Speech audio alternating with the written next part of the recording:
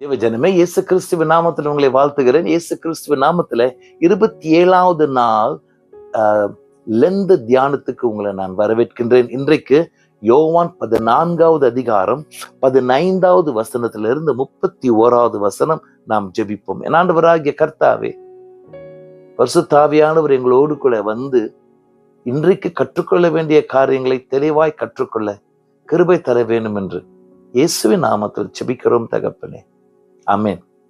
தேவஜனமே, இன்றைக்கு நம்ம வாசித்த பாடம் வரும் கால துவக்கம். என்ன துவக்கம்? இயேசு பரிசுத்த ஆவியை குறித்த முக்கியமான பாடங்கள் இனி வந்து கொண்டே இருக்கும். இதுதான் துவக்கம்.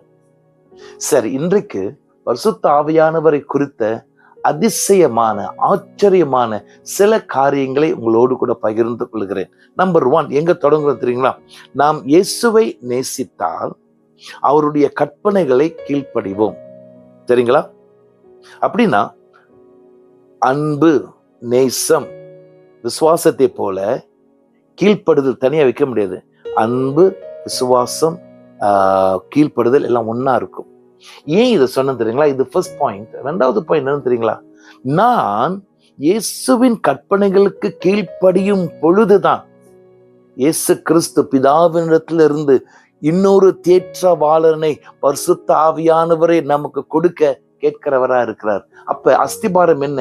கீழ்ப்படுதல். இயேசுவுக்கு கீழ்ப்படிந்தோம் என்றால் இயேசு பிதாவிடத்திலிருந்து பரிசுத்த ஆவியானவரை நம்மிடத்துல கொண்டு வர வைப்பார். சரி, அது 2.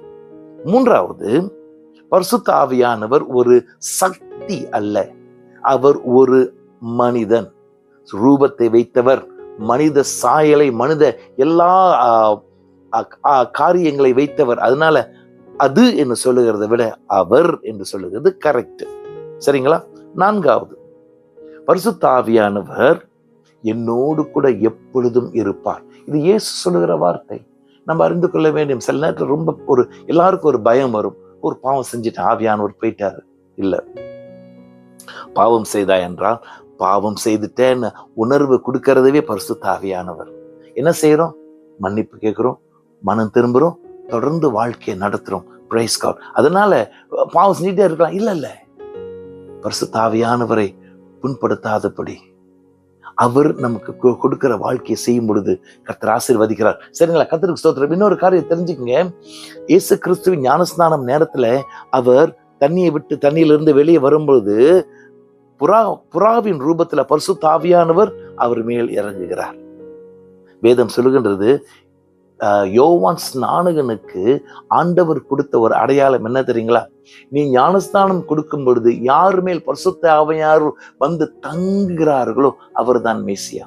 இப்ப அந்த பரிசுத்த ஆவியானவர் புறாவை போல இயேசு மேலேயே இருந்தார். ஏன் தெரியுமா? இயேசு பாவம் செய்யல, அதனால இருந்தார். சோ தேவ ஜனமே, புறா உன்னை விட்டு ஓடாதபடி இருக்க, பறந்து போகாதபடி இருக்க, மிகவும் தெய்வ பயத்தோடு கூட வாழ்வோம்.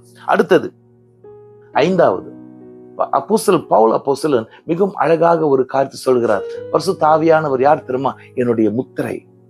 என்னுடைய ரட்சிப்பின் அனுபவத்துக்கு அவர் முத்திரையா இருக்கிறார். Praise God.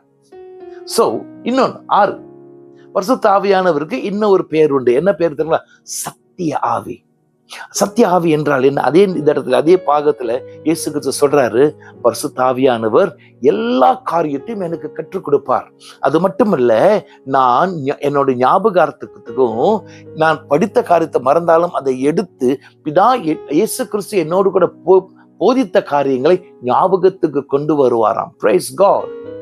ஆவிக்குள்ளான காரியங்களை மட்டுமில்ல, நம்முடைய வாழ்க்கையில ஷார்ட் டேர்ம் மெமரி லாஸ், சில நேரத்துல நம்ம மறதியா இருக்கு அப்படின்னு சொல்றோமே, பரிசுத்த ஆவியானவர் சிறந்த ஞாபக சக்தியை கொடுக்கின்றவர். Price God.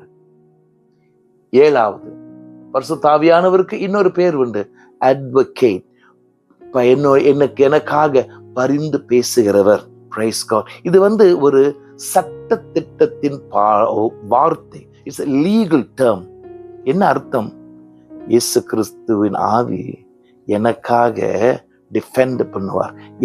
எனக்காக நின்று எங்க இருந்தாலும் எனக்கு டிஃபெண்ட், எனக்கு பாதுகாவல், எனக்காக பரிந்து பேசுகிறவர், என்னை டிஃபெண்ட் பண்றவராய் இருக்கிறார். Praise God.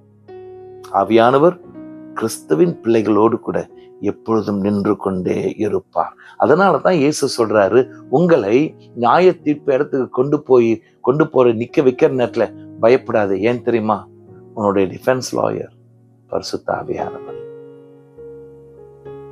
8, இந்த உலகம் அவரை அறிய முடியாது, அவரை ஏற்றுக்கொள்ள முடியாது. ஏன்? அவரை பார்க்கல, அவரை தெரியல. இந்த உலகம் என்று சொல்லும் பொழுது தேவனுடைய ராஜ்யத்திலிருந்து வெளியே இருக்கிறவர்கள், இயேசுவின் பிள்ளைகள் அல்லாதவர்கள் பரிசுத்த ஆவியானவரை குறித்து ஏற்றுக்கொள்ள முடியாது. அவங்க சொல்லுவாங்க, பார்க்கலையே, தெரியலையேன்னுவாங்க.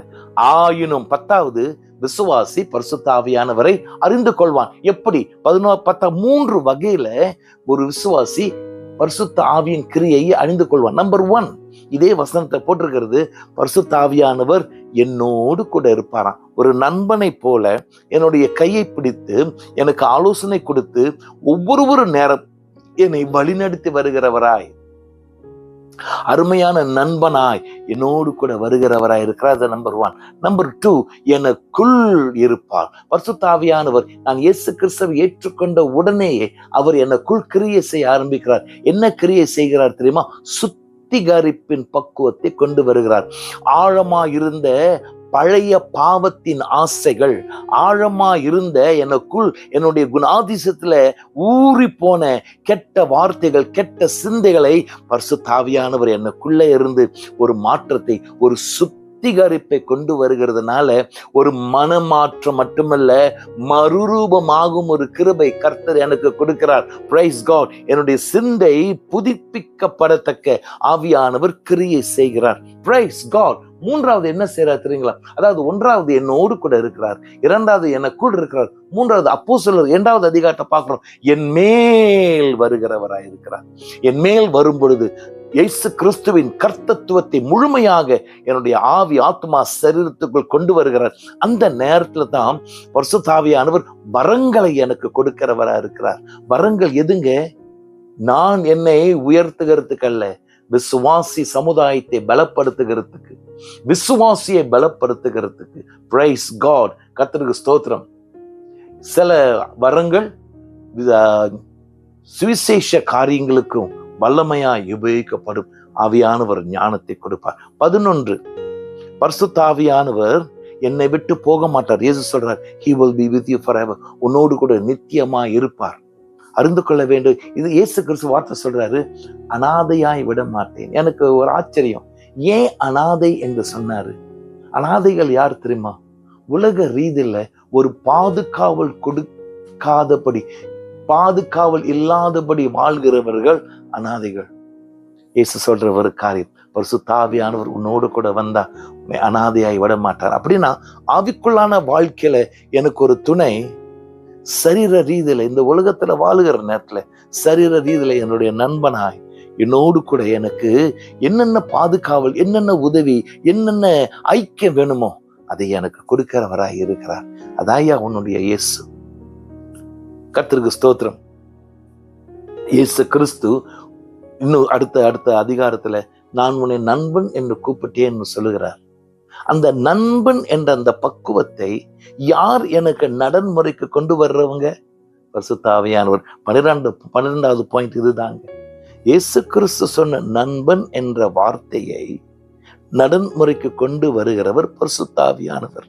என்னை அறிந்தவராய், என்னுடைய சூழ்நிலையை, என்னுடைய மனப்பக்குவத்தை அறிந்தவராய், ஏற்றபடி என்னை வழிநடத்துகிறவராய், ஏற்ற வார்த்தை கொடுக்கிறவராய், ஏற்ற அரவணைப்பு கொடுக்கிறவராய், ஏற்ற வெளிப்படுத்துதலையும் தீர்க்க தரிசனங்களையும் ஞானத்தையும் கொடுத்து இன்றைக்கு அத்தியாவசியமான வாழ்க்கை வாழ, பிரயோஜனமான வாழ்க்கை, எனக்கு மட்டுமில்லை என் பக்கத்தில் இருக்கிற குடும்பத்துக்கு, சமுதாயத்துக்கு பிரயோஜனமான வாழ்க்கையை வாழ நண்பன் என்ற பக்குவத்தை மக்களுக்கு கொண்டு வர பரிசுத்த ஆவியானவர் உன்னோடும் என்னோடும் கிரியை செய்கிறவராய் இருக்கிறார். Praise God. நம்ம முடிக்க போறோம். யூடியூப் நீங்க பாத்தீங்கன்னா பல இடத்துல இஸ்லாமிய அப்பாலஜிஸ்ட், மதத்தை